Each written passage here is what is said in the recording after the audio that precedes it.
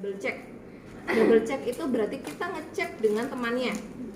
Yang sudah pernah lihat di box transfusi itu kan biasanya kan ada di boxnya pas dibuka itu kan isinya ada formulir, terus kemudian ada juga transfusinya, terus ada namanya, ada nama, nomor rekamedi, golongan darah, terus tanggalnya juga, ya resusnya juga iya. Terus kemudian kita cocokkan dengan formulir, dengan nama di sini dan juga ada labelnya. Jadi bisa ada kertas khusus kecil di sini, kotak, namanya bisa pink. Nah itu kita cek bersama dengan teman. Namanya double check itu ngecek bareng sama temannya. Jadi kalau misalnya ada yang salah atau ada intinya adalah ada teman yang bisa dijadikan saksi. Jadi harus double check, ya. Terus kemudian kita juga ngecek dengan pasiennya. Nah, sebelum kita melakukan transfusi, yang pertama kita lakukan berikutnya yang kita lakukan adalah melihat kondisi pasiennya. Pastikan bahwa suhunya itu normal. Jadi normalnya berapa? Batas atasnya 36,5. Batas atas 37,5. Jadi kalau misalnya nilainya sudah 38, 37,6, nah berarti gimana caranya supaya kita turunkan dulu dengan menggunakan paracetamol. Jadi pasiennya turunkan dulu suhunya baru kita berikan transfusi. Kenapa kalau pasien demam nggak boleh ditransfusi? Karena kan kita memasukkan benda asing. Nah, padahal posisi pasiennya kan demam. Justru kalau misalnya ditransfusi nanti demamnya akan semakin tinggi. Ya. Terus kemudian setelah periksa kondisi berikutnya adalah kita melakukan injeksi. Biasanya ini tergantung rumah sakitnya ya. Biasanya ada rumah sakit yang injeksi dexamethasone sama ranitidin. Dexamethasone itu untuk mencegah terjadinya alergi. Kalau misalnya transfusi itu biasanya masalah yang sering muncul ada alergi, entah menggigil atau mungkin badannya gatal-gatal. Nah itu biasanya alergi. Jadi makanya kita antisipasi dengan memberikan dexamethasone. Jadi setelah kalau ranitidin buat mual, itu sedih ya, mual. Nah jadi nanti dicek dulu pasiennya. Jadi setelah itu baru kita kita memasang. Nah ketika mau memasang kita pastikan dulu bahwa set infus dengan set transfusi itu berbeda. Di sini tulisannya ada blood set ya, blood transfusi. Terus kemudian di sini kita lihat ada bentuk seperti saringannya. Nah, kalau yang saringannya ini berarti untuk transfusi, berbeda dengan infus biasa. Pasien biasanya itu ada kemungkinan dua jalur. Dua jalur itu maksudnya dia terpasang infus biasa sama terpasang yang transfusi. Nah, biasanya nanti di tengah pernah dengar three way di kampus? Udah lihat? Udah. Yang lain? Three way itu jadi nanti bentuknya itu kayak T warnanya biasanya biru. Itu di daerah dekat dengan tusukan infus. Jadi nanti itu fungsinya kan nanti akan mengunci dan membuka. Jadi bisa jadi kalau kita pakai dua jalur seperti itu nanti ada kemungkinan yang transfusi jalan, yang infus biasa berhenti. Kayak gitu. Jadi transfusi itu nggak boleh. Transfusi itu nggak boleh dua-duanya jalan, ya. Gitu. Nah, ketika kita mau memasang set transfusi, yang kita kasih dulu, ini kan berarti kan kosong dulu nih, nggak ada cairannya. Kita pertama kasih adalah NaCl. Jadi jangan pakai dextrose, jangan pakai ml.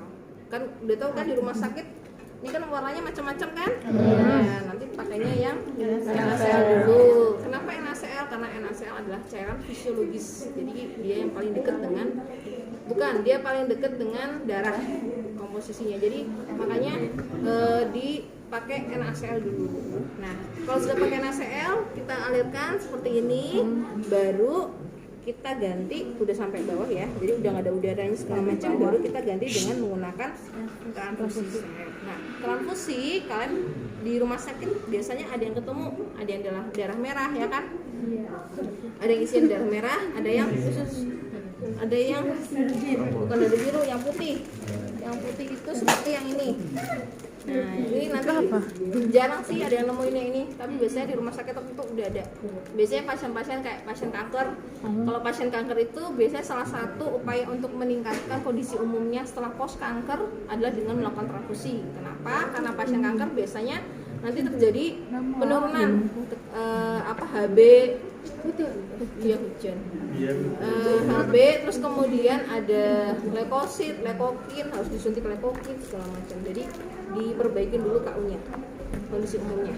Nah ini, kalau kalian menemukan ini ya biasanya ini nanti satu set itu cuma 20 mili, jadi dikit banget.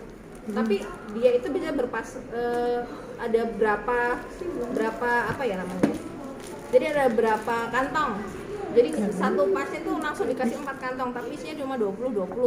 Terus langsung kita teteskan, jadi cepet. Tapi kalau yang merah itu biasanya kan isinya 400 mili, jadi jumlahnya tuh banyak, besar, dan ada waktunya. Yang perlu kalian perhatikan adalah ketika kita mau melakukan transfusi, pastikan waktunya itu maksimal adalah 4 jam. Jadi dari boxnya itu keluar dari bank darah sampai ke pasien, masuk ke pasien itu maksimal adalah 4 jam. Kenapa? Karena setelah 4 jam itu sudah expired, jadi sudah kadaluarsa, darahnya udah nggak bisa bermanfaat buat pasiennya. Jadi makanya diusahakan ketika sudah sampai ya berarti itu memang pasiennya udah siap untuk dilakukan transfusi. Biasanya kalau mau ditransfusi kan memang kondisinya masih dingin ya. Terus kemudian sama perawatnya entah dikasih apa sih namanya?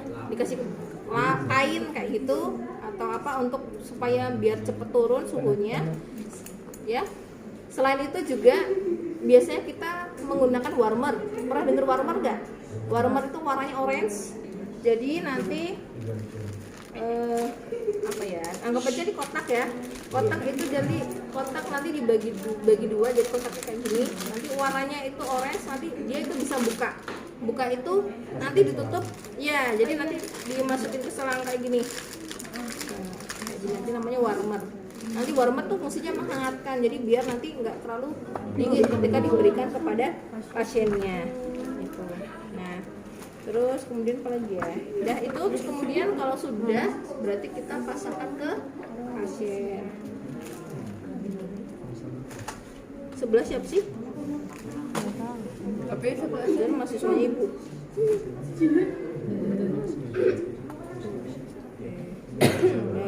Terus warna. Nah nanti diganti masukkan ke dalam sini. Oke, terus baru kita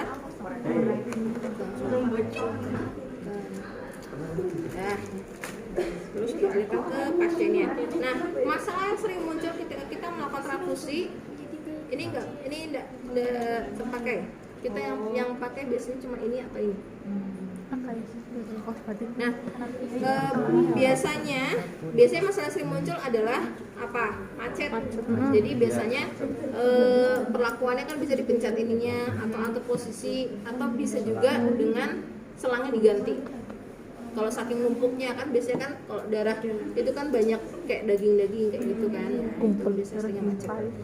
Terus kemudian kalau misalnya pasien yang alergi atau mendadak udah beberapa menit terus kemudian alergi, bisa kita stop, terus kemudian kita kasih dexa lagi, terus kemudian nanti